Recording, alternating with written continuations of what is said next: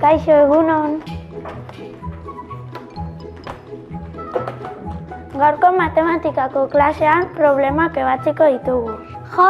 Problemak ez. Dakizuenez, problemak identifikatzea eta hauek ebaztea oso garrantzitsua da eguneroko bizitzan.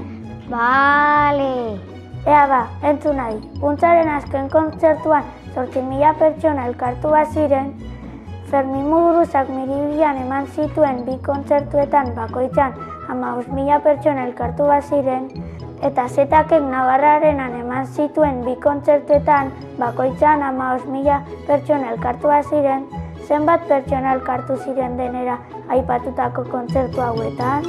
Julen, zer egin behar da, batuketa edo biderketa? Kenketa edo zatiketa ez behintzat. Hau oso zaila da, zenbaki oso handiak dira. Baina Euskal Herrian badaude beste euskaltzale? Niko akiten antzuna 54.000 ikusle.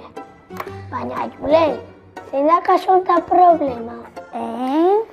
Tira ba, ze problema proposatuko zenukizuk, Aitor? Haurren gehiengoak euskaraz egiten badu gure ikastolan zergatik egiten dute gazteleraz nerabezaroa iristen direnean? Julen, nik beste proposamen bat daukat, ikastolako guraso asko eta asko ikasle ohiak izanik zergatik egiten dute gaur egun gazteleraz. Hauek bai problemak, ean orden hauek ebazteko gai.